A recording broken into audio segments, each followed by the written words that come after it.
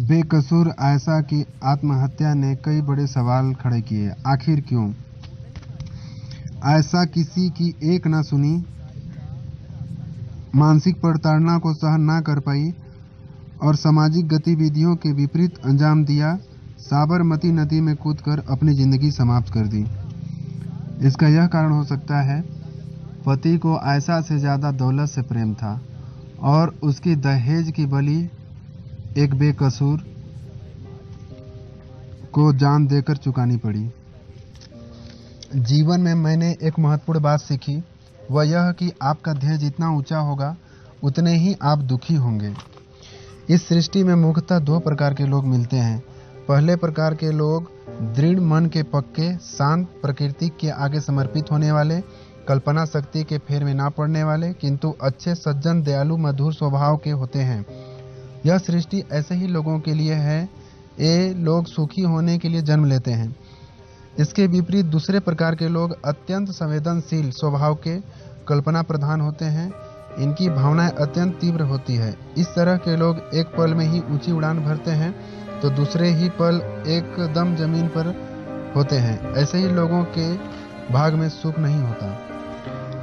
आत्महत्या कायरता नहीं और न ही बहादुरी है, एक भीतर से टूटे व्यक्ति का फैसला है। एक माँ की विनती है अपने बच्चों से, परिस्थितियों से हार कर, समस्याओं से डर कर, हालातों से घबरा कर, जिंदगी से बौखला कर, आत्महत्या की साजिश ना रचा कर। सारी जिंदगी लग गई तुझे संवारने में, मेरी कोख, मेरी गोद, मेरे बलिदान का तू इस तरह से अपमान ना किया कर। इसी के साथ मैं मुकेश मैनपाट आप सभी को सुनने के लिए बहुत बहुत धन्यवाद।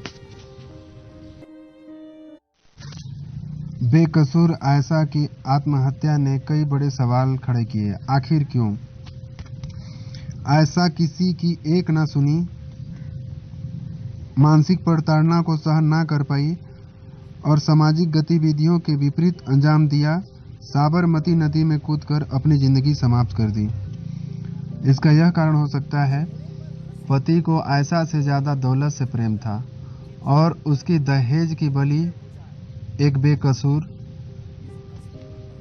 को जान देकर चुकानी पड़ी। जीवन में मैंने एक महत्वपूर्ण बात सीखी, वह यह कि आपका ध्येय जितना ऊंचा होगा उतने ही आप दुखी होंगे। इस सृष्टि में मुख्यतः दो प्रकार के लोग मिलते हैं। पहले प्रकार के लोग दृढ़ मन के पक्के, शांत, प्रकृति के आगे समर्पित होने वाले, कल्पना शक्ति के फेर में ना पड़ने वाले, किंतु अच्छे, सज्जन, दयालु, मधुर स्वभाव के होते हैं। यह सृष्टि ऐसे ही लोगों के लिए है। ये लोग सुखी होने के लिए जन्म लेते हैं। इसके विपरीत दूसरे प्रकार के लोग अत्यंत संवेदनशील स्वभाव के, कल्पना प्रधान होते हैं। इनकी भावनाएं अत्यंत तीव्र होती है। इस तरह के लोग एक पल में ही ऊंची उड़ान भरते हैं तो दूसरे ही पल एकदम जमीन पर होते हैं। ऐसे ही लोगों के भाग में सुख नहीं होता।